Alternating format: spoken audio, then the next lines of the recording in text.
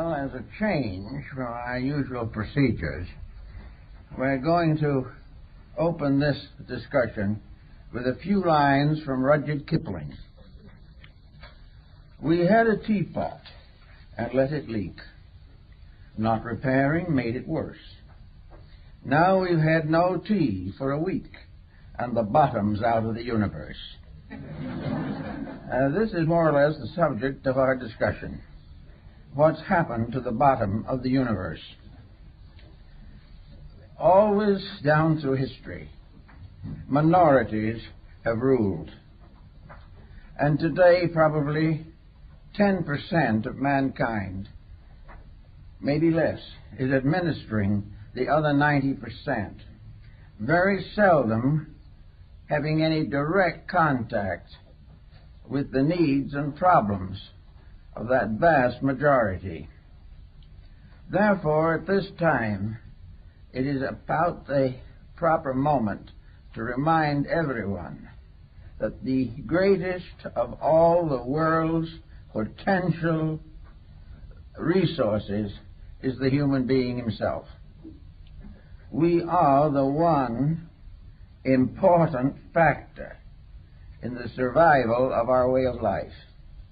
We are also, to a large degree, important for the survival of anything else on the earth, and perhaps for the earth itself. And yet this tremendous common sense majority has little or nothing to say about the courses and procedures of our civilization. We are completely controlled by a small group of professionals. Now, these professionals are not necessarily evil. They are not necessarily foolish. But they are not in direct contact with the world they serve. They have gradually isolated themselves in ivory towers of intellectual superiority and gaze down rather benignly, if at all, upon the world which they are supposed to regulate. They are simply incapable of the job. In the last 50 years, we've had the greatest advancements in science and education the world has ever known, and we're in the worst condition it has ever been in.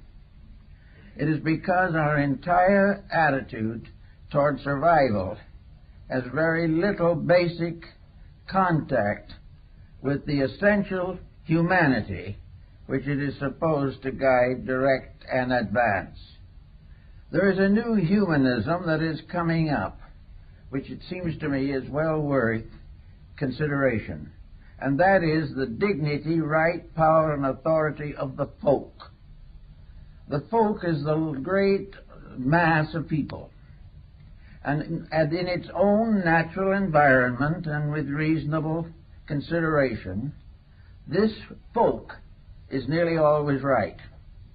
There is some basic value there, which expresses itself through the simple and natural interests of average persons. The average individual wishes to be a good parent, a good citizen, and a good child. He wants to live in a happy environment. He does not really cherish animosities. He is not addicted to the desire to be killed in war, nor is he intentionally dedicated to an industrialism which gives him no opportunity to be a person. So all these situations mean together that the leaders are out of touch with their followings, and the followings, for the most part, have lost acceptances of their leaders. We do not want the condition to continue as it is. And yet, to not allow it to go on, we must search for new resources of solution. At the present moment, we are depending upon science to develop the nuclear resources of the world, but they have found no way of disposing of the nuclear waste which threatens to destroy us all. Thus, an attitude which permits this to occur that exceeds or excels its capacity to dominate the consequences of its contacts and contributions is simply no longer suitable to leadership. There has to be changes. And these changes can only occur when the human being realizes his inalienable right to be human, and that he has within himself potentials that are far more real than any of the intellectual superstructure upon which he depends today. Man internally is part of the universe. He is part of the enormous diffusion of energies. He is as much part of the great plan as a star or a meteor or a comet.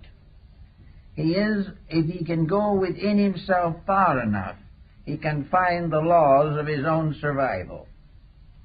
But he has refused to have the opportunity to have this researching within himself. The moment he arrives in this world, he comes under the influence of this strange leadership of infallible errors with which we have all been afflicted. He goes to school, but he is not taught to think. He is not taught to use his own resources. He is told to accept, to read the textbook and come to the same answer. If he does not come to that answer, he will not graduate.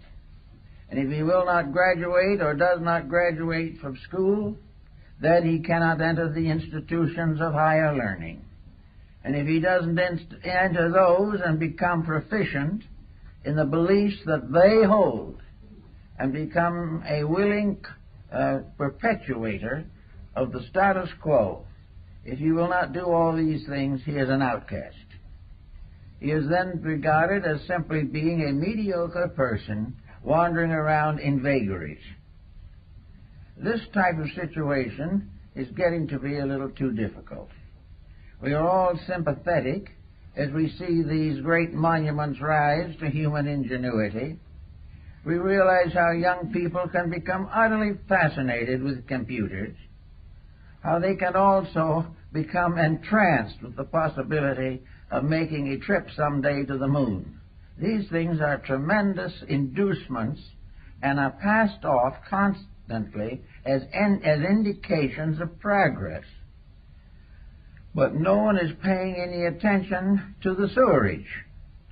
Out of these predicaments that we are passing through is a vast byproduct of waste, a byproduct of danger, of war, a byproduct of epidemical diseases, of disturbance of Earth's balance, of disruption of crops. All these things are the results of unthought-out programs in which no one is interested in doing anything except landing on a planet somewhere else, and has no time or thought to take care of the planet that we live on today. Now, it's very hard to convince people that we should be more thoughtful in these matters. But as press report after each other, and many of them, show the difficulties and the dangers of all these situations brought home to us almost every day. Something should be done. But the great remote body of the approved professionals does not pay any attention to these rumors at all. They arise from the unenlightened, whereas those of special privileges and special educational dedications go right on adding to the mess. So out of it, I think we have to find out where we stand in relation to ourselves. We have been given a terrible inferiority complex. The average individual bows hopelessly and helplessly before the wisdom of the elect. He is afraid to express himself because he will open his environment to ridicule. He is not sure of himself because he has been talked down from the time he was old enough to read and write. He is therefore in a confused state and has forgotten that of all the devices that man has developed, he will never develop one as important as that which was bestowed upon him by nature himself. This is the burden that we have to study more and more carefully these days. If we are looking for solutions to problems, there is no use looking where problems are being made and never solved. If we want to find out how to survive, we must gradually discover what is threatening our survival and do what we can to correct it. Somewhere within the individual, if he digs deeply into himself, there is a mysterious faculty that perhaps we can call common sense. It is in likelihood the basic qualities of mind. It is that intellection which has been given to all of us by a power greater than ourselves. The mind is an instrument to be used, not to be abused. Its uses must always solve something. Its abuses must always tear down something. Now, the mind being a mysterious instrument which no one has been able to accurately define, and our higher professionals do not even attempt it, because to do so they would be forced to examine causes and factors they wish to ignore. But the mind remains as the one saving hope in this particular emergency. Somewhere within each individual is a kind of solutional power which should be cultivated instead of inhibited. The moment we find that a child has a mind to think with, we should help it to think with that mind. Thinking is very different from accepting somebody else's thoughts. Thinking is not to be gained simply by reading a textbook and agreeing with the author, or, for that matter, disagreeing with the author. The real fact of the matter is that every effort today is made to prevent the actual active positive use of the mind. It is being cultured to become an instrument. We are trying to make the mind into a robot. We want to have a mind that will serve situations that are essentially false. We want a mind that will agree with the prevailing policy, even though that policy is going nowhere. Actually, therefore, each of us must become capable of using the mind with which we have been endowed by a life greater than our own. Actually, the tendency to break away from the conventional and the conservative is growing every day. We are more and more aware that we are the victims of something that is not right. We realize as we stand closer and closer to the possible wars of the worlds that have been well dramatized in motion pictures, we know something is wrong, or these conditions would not and could not exist. They do not exist because humanity as a group wants them, or that they serve humanity in any way. They have continued because small groups of ambitious persons want to play chess with the human destiny. They are not concerned with trying to solve problems. They are inclined only to consider the possibility of further advancements in some highly specialized structure of munitional warfare. They are interested only in digging in and finding more abstract theories which they can turn to the advantage of limited groups. Now, these minds have formed a partnership, or if they haven't formed it, it has occurred naturally, with other walks of life, which feed into this monopoly. These other walks of life, for example, one of them is the psychosis of wealth. They have tried to make every human being subservient to a colossal ignorance simply by offering a reward. They have taken the attitude that if we will follow the leadership of the self-appointed leaders, they will help to make us rich, will help to make us famous, and will help us to become dyspeptics or in one way or another destroy the body in which we live. Actually, we are told that if we think for ourselves, we will be poor. If we think as we are told to think by the elect, we may retire as vice presidents of some monopoly and have a grandfather's clock presented to us in recognition of 45 years of faithful service. My uncle got one of those clocks. But these years of faithful service, what did it do to him? It destroyed in him the entire structure of individual creativeness. He did what he was told. He went to office every day. He followed the rules exactly. He had a fair living and was able to support his family. And he passed out of this life at the end of 83 years without actually having thought anything through for himself. He had no idea of the kind of world he lived in, and for him, pleasure and success was to be able to take a ride in a sailboat. Now, this is what has been gradually happening.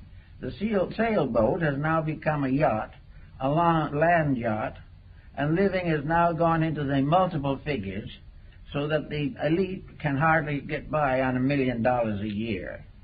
But with all this money, what is being solved? Nothing. The individual in his wealth goes down to sickness and death, and the more money he has, the more extravagant his death will be. So we are in a bind.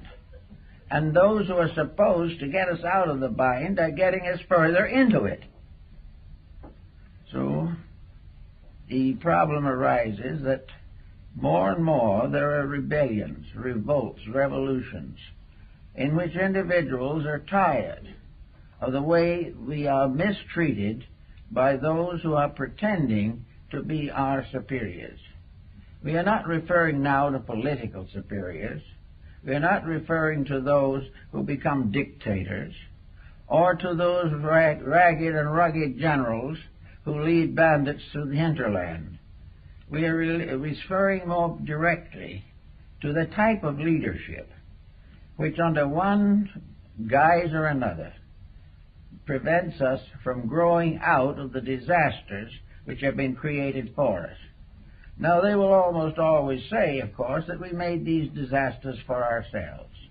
There was no reason why we couldn't have lived well in spite of the upper crust with its eternal problems. The answer to the thing is it doesn't work quite like that.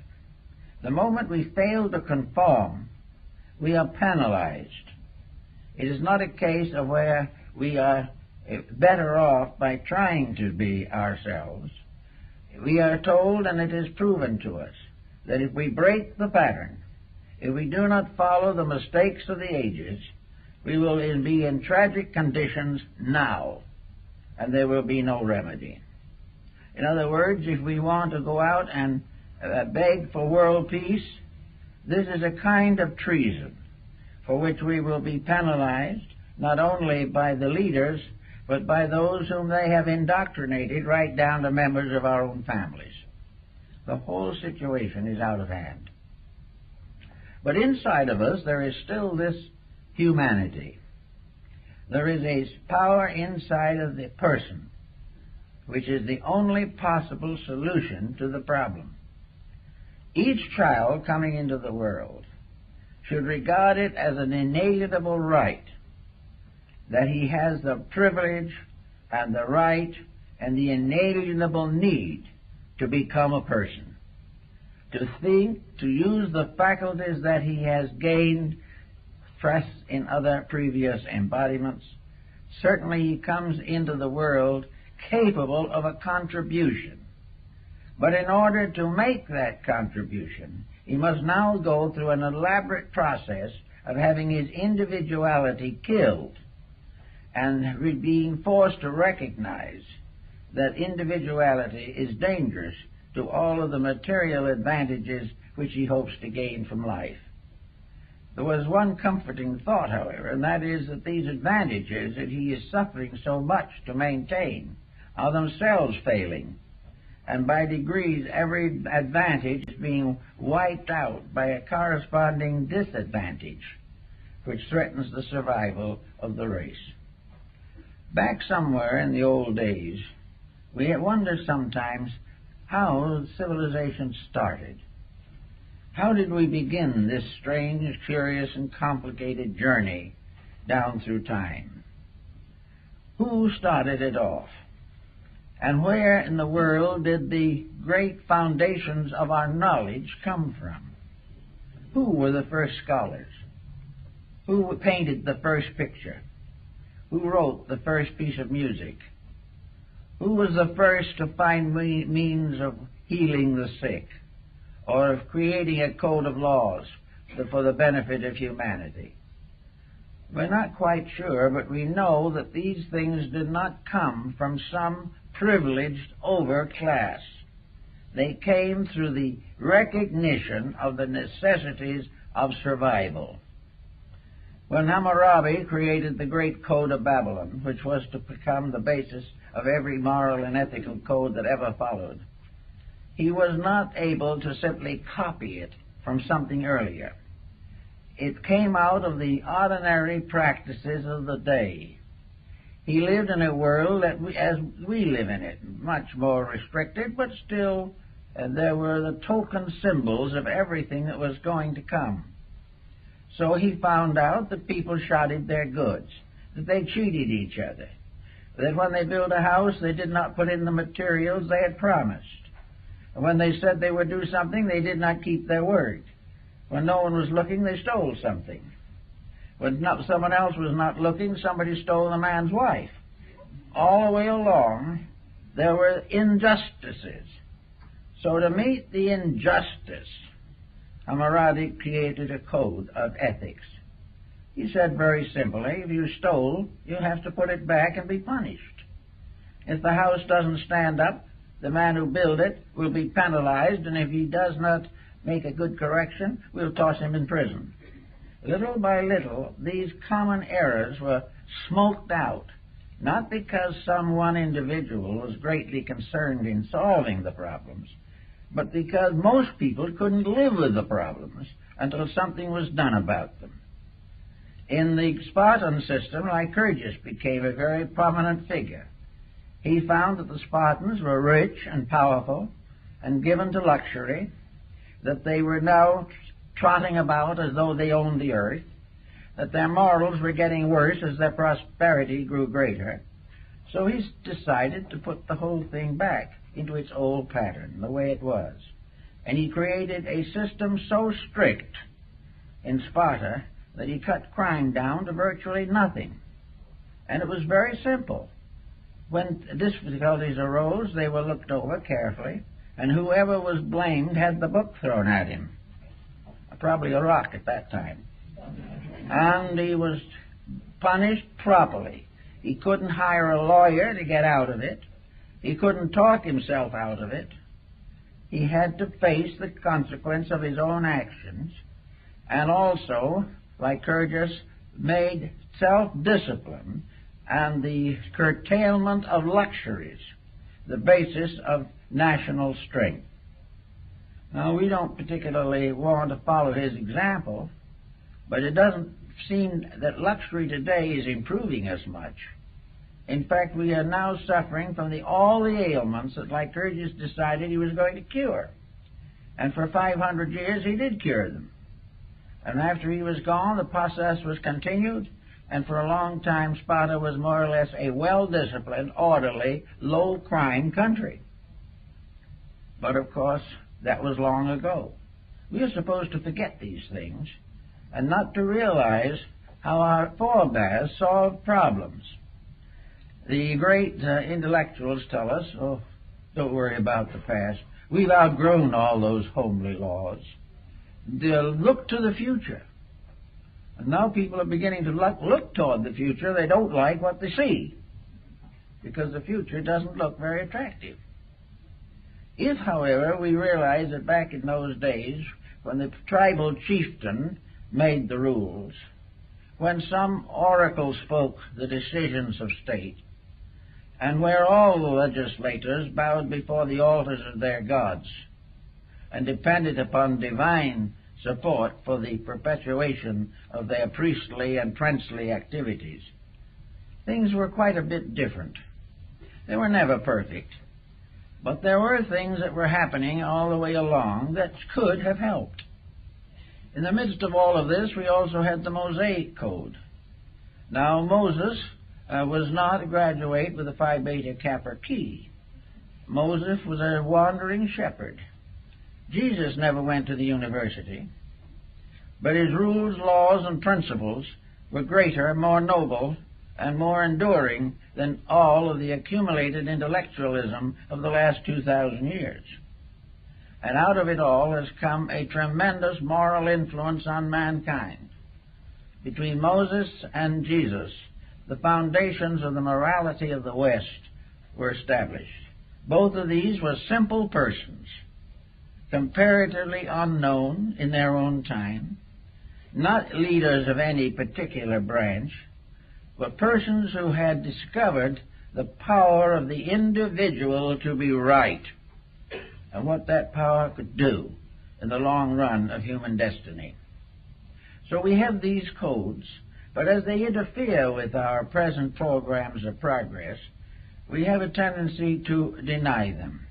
It is easy for the intellectual to refer to the mythologies of religion. It is very possible for the physicist to assume that the idea of God is an escape mechanism of the unintelligent.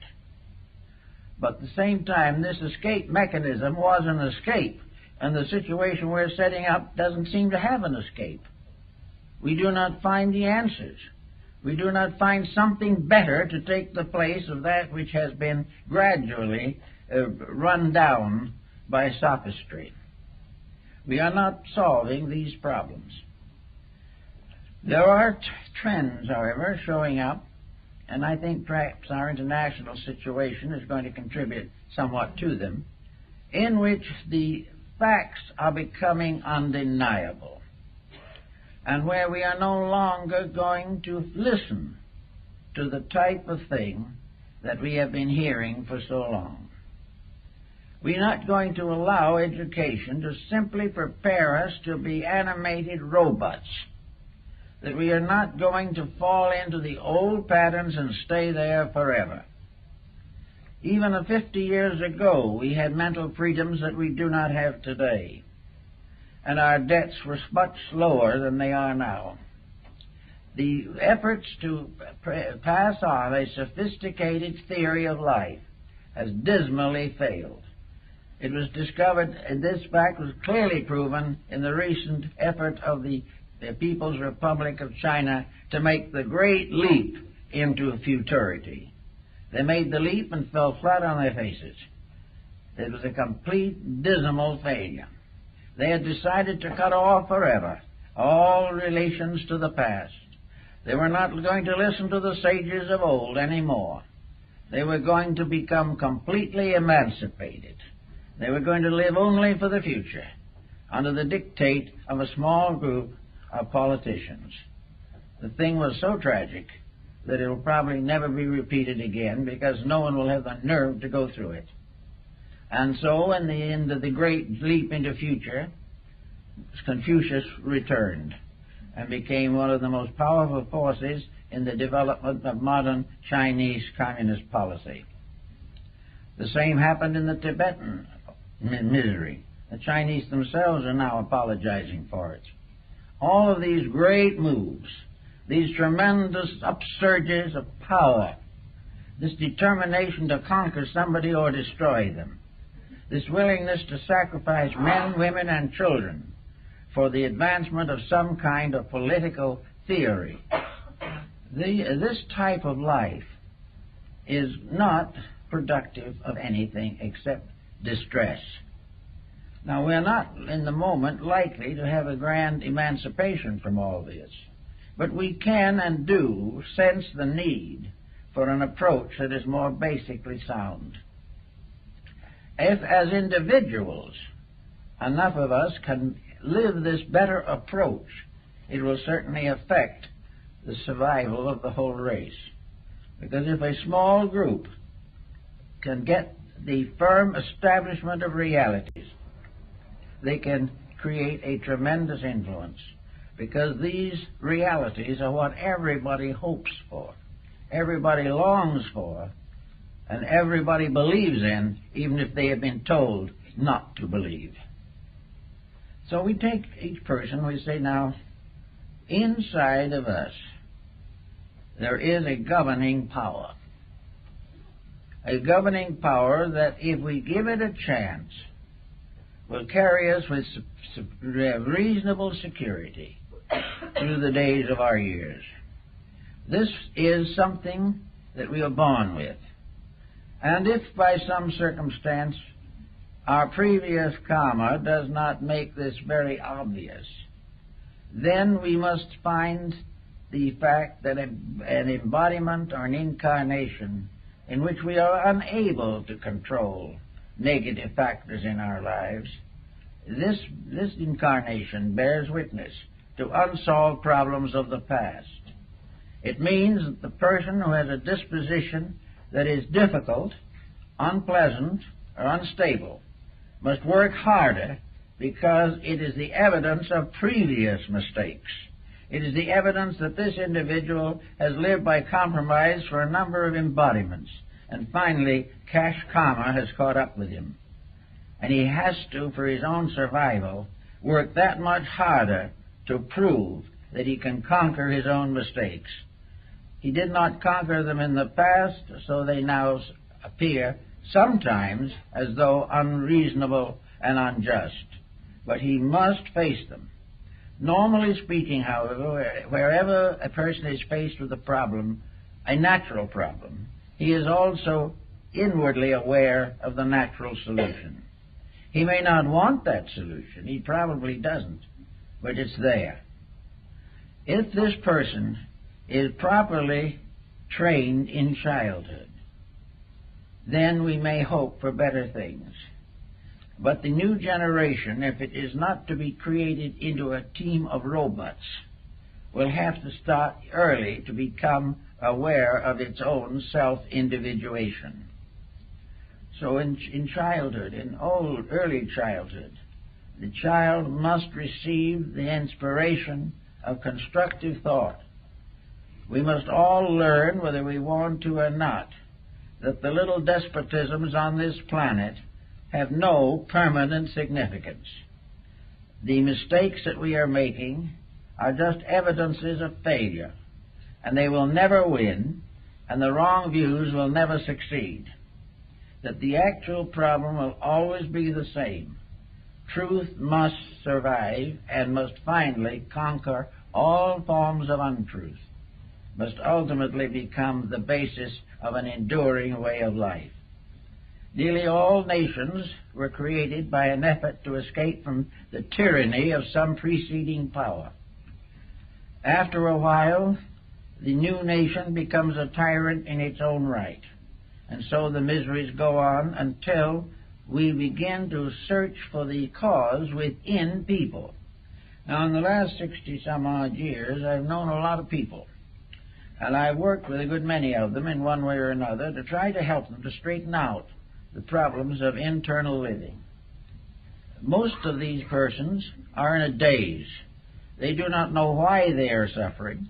They do not know what they have done that was wrong, because all they have done is what everyone else is doing. And this in itself makes it right, although everyone is in the same trouble. People do not like to realize that when they live badly, simply because others do, they must sometime face the sorrows that those others must likewise face. The person has to gradually work for an individual integrity. Now, we may say that most people today are not strong enough or enlightened enough to work out an elaborate plan of personal salvation. This was known and has always been known, and it's because of this that the sages and prophets have come to mankind. The most important thing for the individual, whether he be an electronic physicist, whether he be an astronaut in space, or whether he be down on earth building a house or working in a store. Each individual must realize that regardless of anything, nature's rules will not be broken. And the most important of these rules that we can recognize today are the Ten Commandments. That there is no way of breaking them successfully. That no scientist has ever been able to create something to take their place. He can ignore them, he can deny them, he can write violently against them, and yet they operate and he fails. Therefore, we have these commandments, which have more or less come down to us as family truisms. They're available to everyone. And so are the teachings of Christ, the teachings of Buddha, the teachings of Pythagoras, of Plato, of Lao Tzu. All of these teachings are basic. There is not one of them that came from an academic source. They all came from a dedication of an individual internally enlightened to the service of his fellow men in trouble. Therefore, there is no evidence that great scientific achievements will ever take the place of the Ten Commandments, or can deny them, or can create a civilization that can endure without them. Yet today, to most part, religion, which has become associated with these problems, has difficulty in surviving the pressure of science. The only way in which it has been accomplished at all is that religion itself has highly modified its own beliefs and goes very lightly onto the subjects of the Ten Commandments, allowing more and more freedom of the individual and the greater hope of vicarious attainment, that the individual will ultimately be saved, not because of his virtues, but because of his memberships. As long as this continues, we're not going to have much progress in that field, but the great intellectual group is well satisfied. Now, with the problem of trying to find out what to do, we find people, I've found them with very strange complexes as to what to do. One will tell you, yes, I do believe in the Ten Commandments. I believe in the Sermon on the Mount. I believe in the teachings of these great people. And I'd like to live them, but if I live them, I'm likely to be poor. That's bad. Instead of worrying about being poor in spirit, they are worried about being poor in worldly goods. So we do the best we can considering the situations in which we find ourselves. Now, there are problems that you have to face in these fields, and where life has become a series of accepted responsibilities, these cannot be ignored. But there can be a series of improvements over long periods of time that can not only influence the person, but his descendants and those in the community in which he lives. The problem of the person not being able to keep all of the commandments does not justify him in trying to break all of them. He has the right to improve what he can and the best he can. He can have the right to prove that he is conscious of the needs of the society to which he belongs. He can prove that he recognizes the importance of quiet living, that he does not consciously or intentionally break the rules simply to gain luxuries that he does not need and which in likelihood will turn against him. And nature, in working with luxuries, has a lot of tricks up its sleeve. The luxurious individual, with more money than he knows what to do with, and very little thought about how to do anything, this individual with more money is in a condition to destroy himself more quickly and more effectively than if he had less means. Money can become the basis of the complete degeneration of character. It can afford all the dissipations which are no good for it. It can overlook all the natural social responsibilities which people of less means share.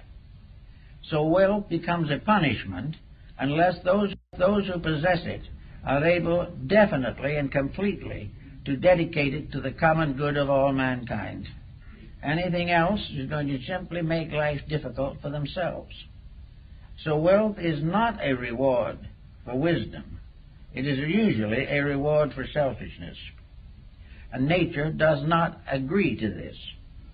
So in one way or another, it is forever penalizing those who break the rules. Another type of thing that we could use, perhaps with advantage, is the idea of living in honor with family. Honor the father and the mother.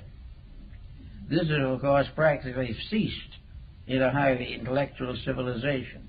No one has time to honor anything. Only time enough to remove all possible obligations and responsibilities and live as free as they can. Therefore, family, for lack of that, for lack of the little horseshoe nail, the nation was lost.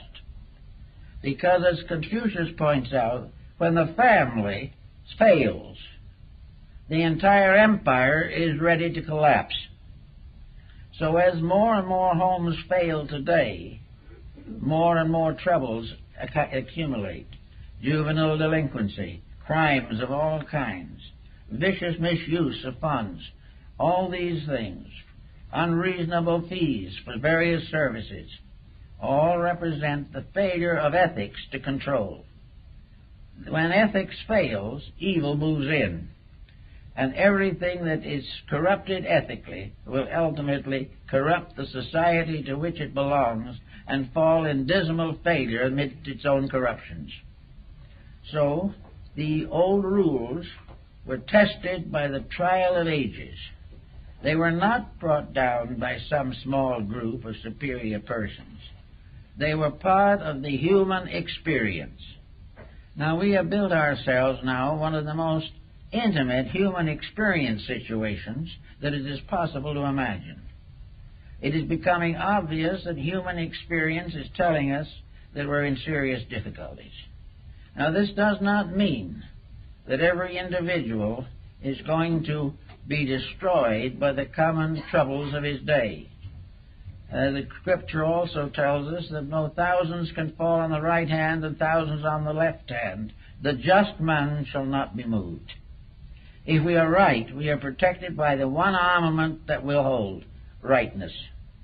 If we are right, we will achieve what is necessary, and we will arrange or set the foundation upon which our future embodiments will function.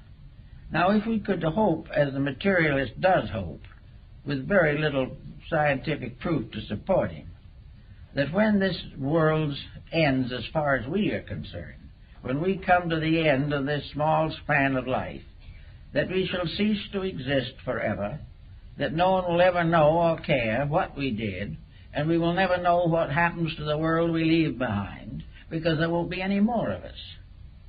This is comforting to the individual who believes that in this way a bad conscience can be absorbed into oblivion.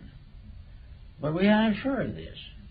In fact, it is becoming more and more reasonable to assume that the human being is a reincarnating creature, that he has lived before, and in living before made some progress and some mistakes, and he will live again to make some more progress and correct a few mistakes. The whole situation, therefore, rests upon a different foundation. The individual is never going to escape the weaknesses of his own nature except by correcting them. Now, the philosophical insights do not warn the person that a terrible perdition awaits him. He is not going down to some horrible inferno to be tortured to death forever, while glorious Christians on a bridge of love wish him luck. The situation is not this at all. The individual will have to face the consequences of what he's doing now. And death is not going to end any part of his inner life. His inner life is a stream flowing from embodiment to embodiment. And to the degree he unfolds and strengthens it now, he will have a better time. And the improvement will begin now, but will not end now. And the achievements that we make in the terms of dedication and integrity will be with us forever, because we have lived better. And because we have lived better, and because we are better people, a better world will slowly emerge from this confusion. A world which depends for its survival not upon scientific juggling of natural laws, but upon the integrities of people coming into birth with a firm resolution to get along with each other. Every form of intemperance, of intolerance, must be corrected in the individual. Now, if we suppose that with some terrible catastrophe, a large part of humanity should be wiped out, well, the real answer to that is that nothing is wiped out. That the individuals who apparently leave here will be somewhere and will be back in due time. And they will live then according to what they did to cause the trouble or what they sacrificed in the hope of curing the trouble. The individual's integrity is his only security. It is the only thing that can surpass in strength and significance the small laws of security which we have in this world. So I like to think that in the new idea of humanism that we will have one humanity functioning forever, or at least for all available reportable time. Nothing is forever except foreverness itself. But for ages to come, humanity can be a great unfolding motion through space, in which a divine creation, gradually becoming inwardly enlightened, can build for itself a future in harmony with the will of God. These things can happen, but we have to use whatever means we have to make them happen. We know, for instance, that most people have a tendency to be good-natured, and that the majority of them assassinate this tendency every day. They do something that is not pleasant, not kindly, not charitable. In this quiet charity of ours, jealousy pops up. And we're sorry afterwards, but we said a lot of mean things. And as one told me, I'm sorry I said them, but I'm glad the other person heard them. This is what might be termed the true Christian spirit. Then somebody else doesn't approve of something. Someone always disapproves of things we do. We have the wrong job. We wear the wrong clothes. We go to the wrong church. And somebody has to save us from this deadliness of our own inadequacy. So someone who doesn't know a thing about it will become a violent reformer. If by any chance we prefer our way to the recommendations that this other person makes, then the other person is righteously indignant. They have been denied the right to save us. And so another feud starts. Everywhere people get all worried about something. They're worried about the church their friends belong to. They're worrying about the race their children marry into. They are worried about the job they have. They are worried about the politicians they have and would like to vote for someone else. When they do, they'll keep right on worrying. So people are all upset. And the natural kindliness of the soul has no chance to express itself. This is the reason, probably, why monastic orders sprang up in different religions, and those who wished to live the good life simply separated themselves from society, retired into a convent or a monastery, and remained there, spending their lives in prayer and meditation. This sounded as though it might be a pretty good idea, but it was actually a failure, for the simple reason that these people gradually became useless. They did nothing for anybody except try to save their own souls, which was a mistake. The whole of humanity is built upon an idea of cooperative comradeship, everybody helping everyone else to fulfill their proper, reasonable, and honorable desires. So in true, the idea of a true humanity, modern humanity, is a cooperative, a process in which the problems that arise are solved by the people who have them. Imagine what it would save in the terms of money if we could all solve our own problems, rather than spend elaborate sums in order to have professionals try to solve them for us. If we could take care of the little differences that come up, so that we have no longer lasting grievances, we would have better dispositions, there would be fewer heart transplants and things of this kind, because we are destroying our own dispositions and our health by our attitudes. So if we want to try and get into this better world of the future, we all have the right to be right. We have the right to do the thing as it should be done, regardless of how other people do it. We have a right to be kind even when others are unkind to us.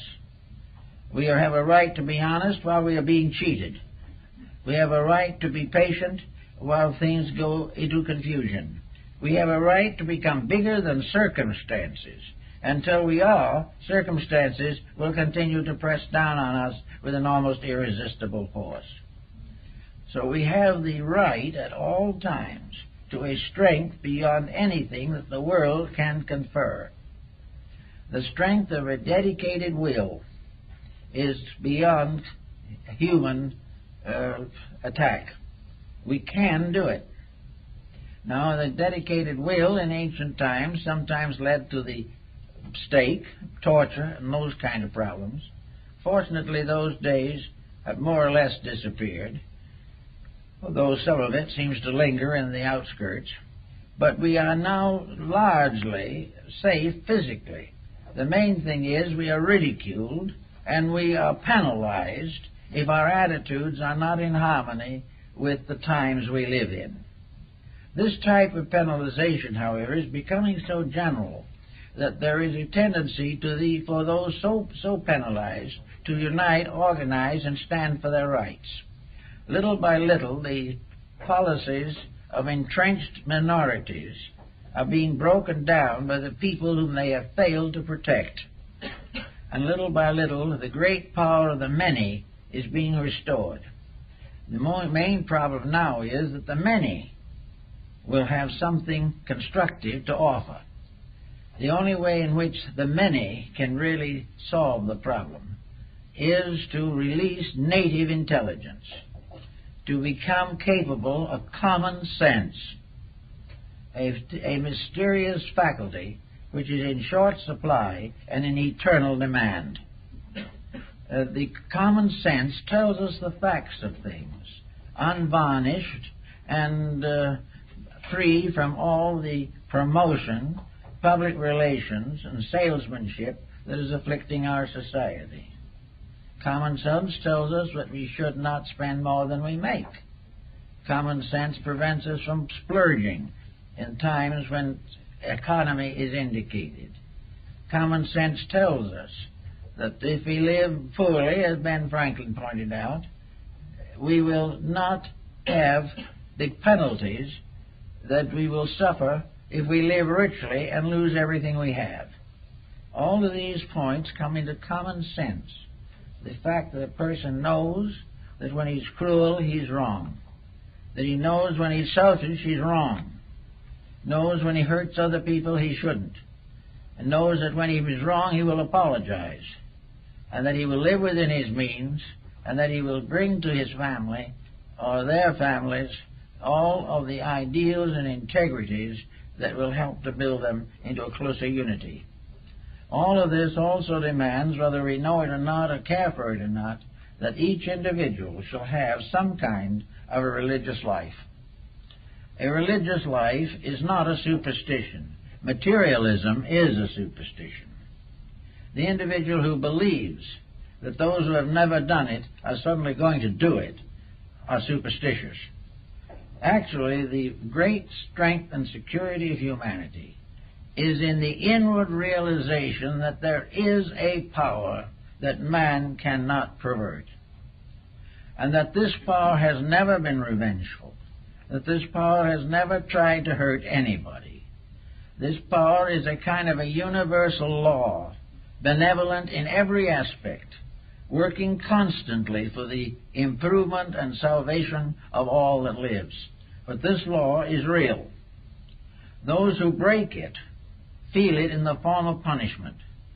They feel this law suddenly standing against them and injuring their private projects and their personal wishes.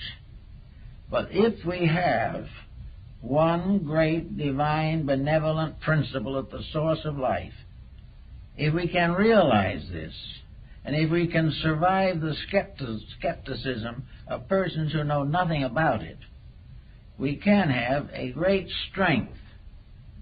In Japan, one of the Buddhist sects is given to making pilgrimages of various kinds.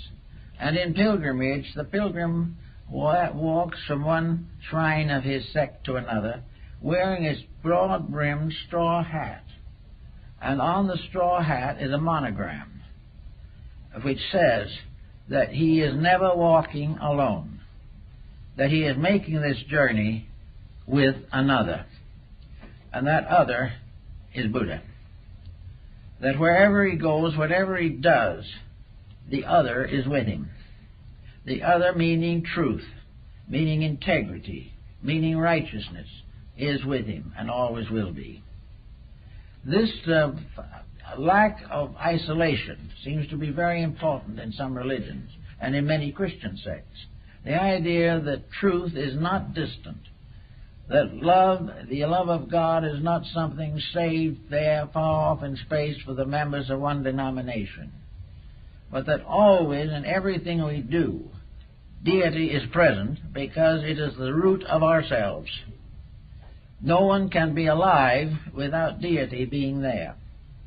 And when life here ceases, deity goes on with the deceased into another dimension of life. So always having with us the power of infinite good and the power of infinite love, we should be able to do a little better in meeting the daily problems which may cause irritation or dissension. All we have to do is keep the rules. We have to keep the ethics, keep the integrities. We have to be kind. We have to represent our understanding of compassion. We have to be slow to criticize the acts of others because of the mysterious limitations within ourselves.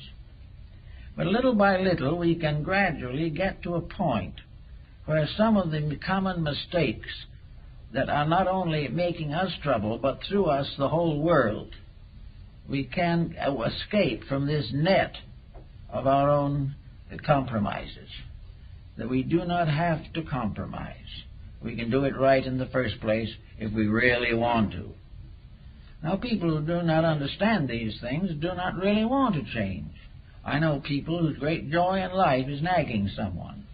Nothing else seems to really supply them. But if you took those persons and analyzed them, you would find there's something wrong inside. And here psychology comes into the situation, but mostly in a half-baked manner. The individual who doesn't like anyone goes to an analyst to find out why, and he gets a definition which is probably essentially true. That he is that way because of incidents in his own previous life, which he have been submerged, and which are now fighting their way to the surface at the expense of his present disposition. This is probably reasonably true, but what do we get as a real solution for this? How is this individual suddenly not going to do it? The idea is that if he finds out the cause, he will correct it himself. This is optimism. He generally doesn't do anything of the kind. He finally has an excuse for his present condition, and he works it for all it's worth. This I've seen happen many, many times. But theoretically, a person with problems has to face problems. Sometimes he discovers his memory is a very useful thing. One of the things we are warned about by materialists is that we shouldn't trust memory unless it has been schooled at Harvard. But at the same time, if we don't trust memory, we're going to miss a number of things. We can remember back to the situations of early life that could very well have caused the difficulties that we have. And these difficulties will keep right on bothering us. And we will say, it's not my fault at all. It was my uncle who was to blame. He's the one who caused it all. Or it was my family breakup that set me onto the wrong path. But realizing this, the individual can stop and begin to use an alchemistical transmutation of his own remembrances. And if he can clean the mysterious stables of his own memories, he can do a great deal to improve his present disposition. No matter what happened to him anywhere along the line, he can get over it if he really wants to. So he can say to himself, yes, this was my cause of trouble. Now, what is it that happened at that time that in the divine plan of things had to happen to me? Why did I have to go through that? Why does the neighbor have children that are happy and are living together in comparative tranquility, and my family went on the rocks? Why did this happen? Well, there are all kinds of answers, but the substance of the matter is, as we look at it today, that the condition that has been caused is wrong, and that this condition has been allowed to control life and make trouble for the individual maybe for 60 or 70 years. He's never got over his grievance. He was here to get over the grievance.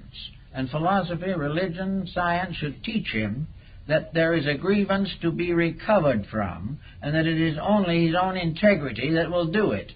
And when it comes to leaning on science for this type of recovery, it can only go so far.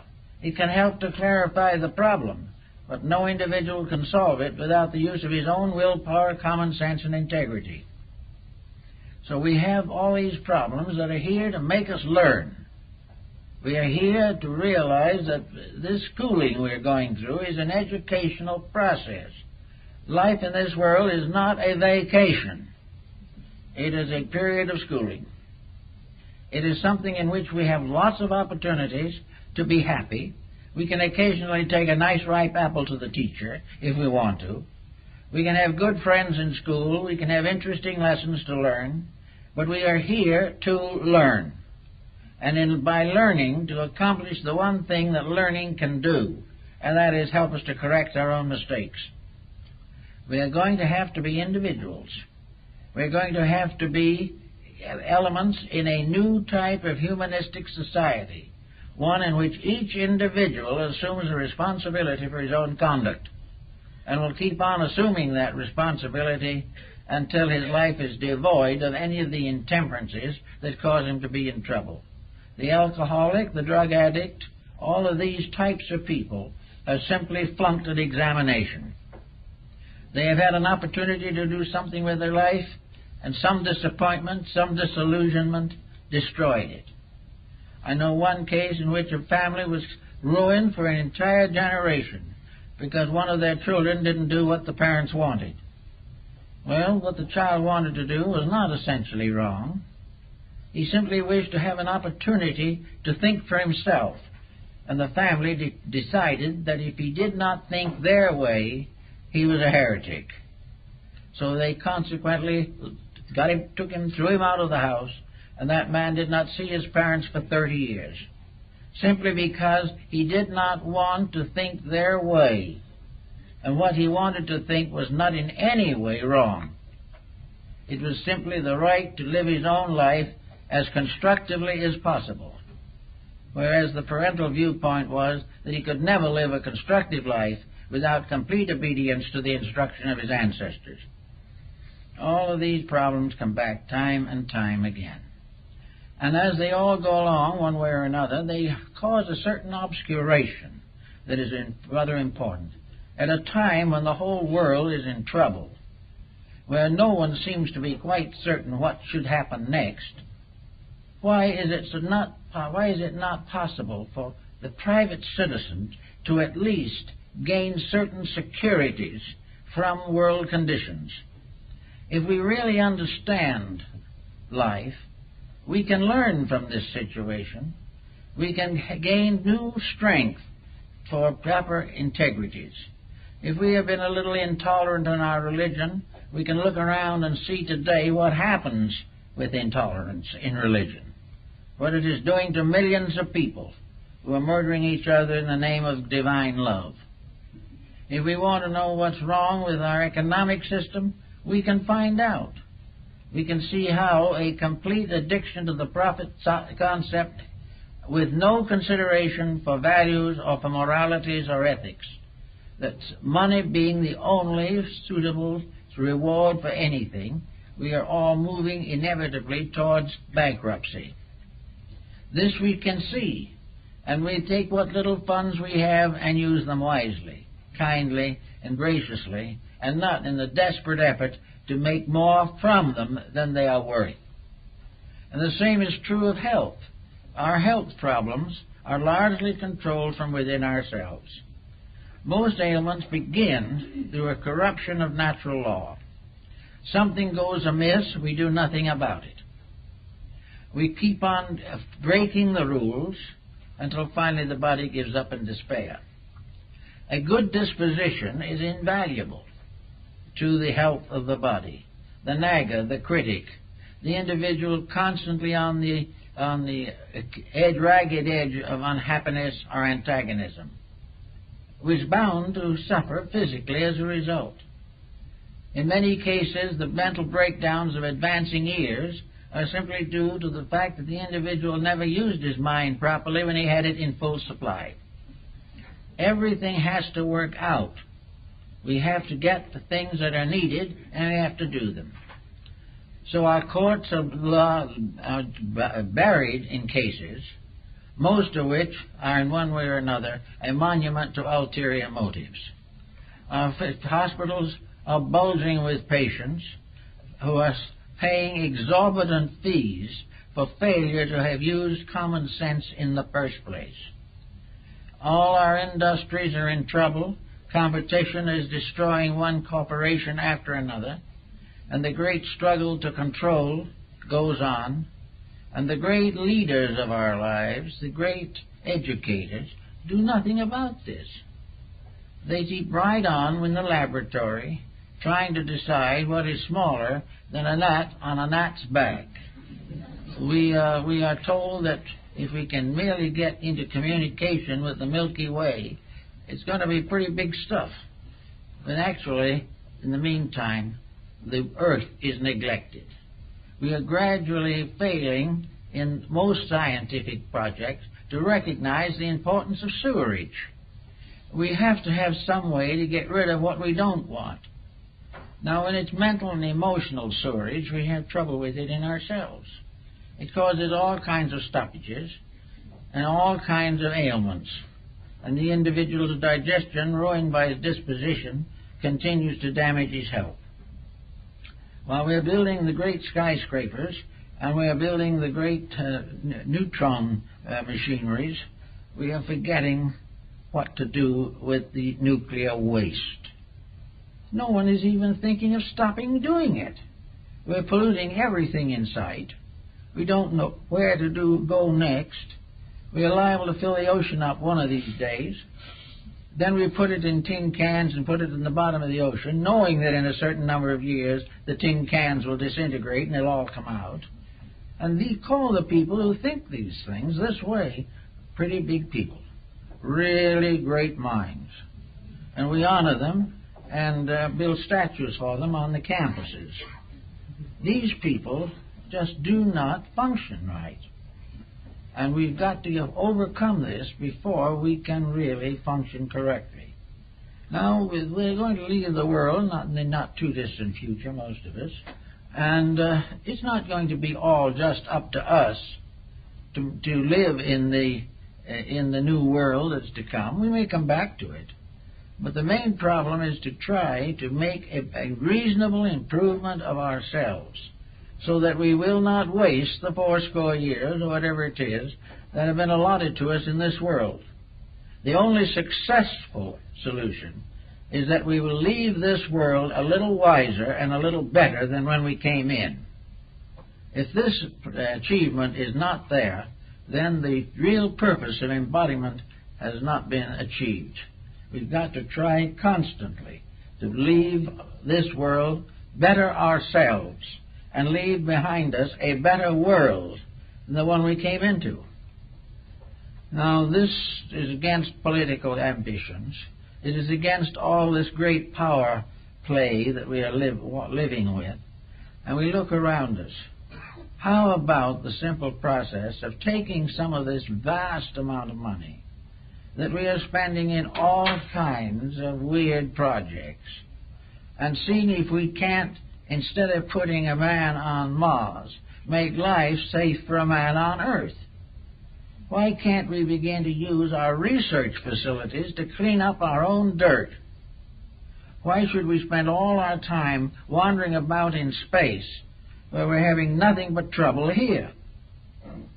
This is something we all have to work on, but it calls for common sense. And it has always been the same.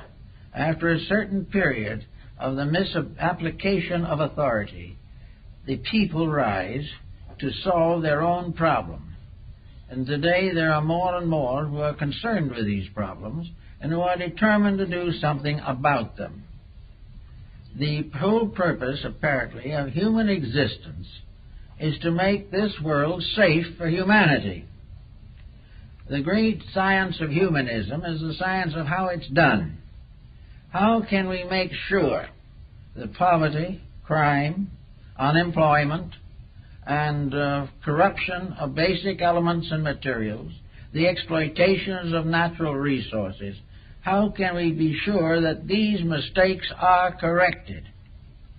What kind of a level of intelligence do we have to establish to make sure that life here is saved from the corruptions of selfishness, superstition, and fear? If we do not accomplish this, science has not done too much for us.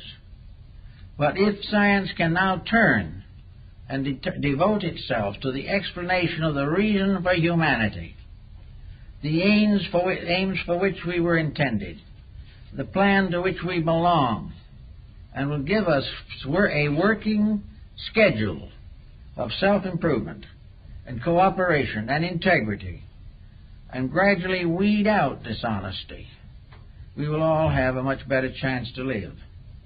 And this is the problem.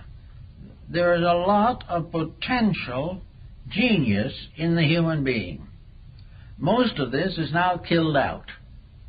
The individual is not permitted to become the great scholar, the great philosopher, or the really great scientist, as was the case in ancient times. He is not permitted to be a great artist. He can only think now of painting something that someone will buy. And because of the low level of the customers, his art is becoming more and more deteriorated, and so is his music. All of these things show the decline of values. And at the seat of it all is a great educational institution, with the primary purpose of which should be to perpetuate values, to make them real, to give the individual a trestle board of achievements and plans and programs and projects by means of which each individual in his own way will have the opportunity to live his life constructively and in conformity with natural law. Until these things are achieved, until this is accomplished, we're just going to have trouble. But this new system is arising. Everywhere on earth, people are becoming more and more conscious that the first problem that must be solved is humanity. And that when that is solved and we are all safe and sound, then we can speculate. But until that has been achieved, the attention being directed to other things almost exclusively is dangerous. We have to solve the human problem first. And the only way we can do it is to bring it into harmony with natural law. For nature knows how we should solve it and always has. When we departed from natural law, we got into trouble.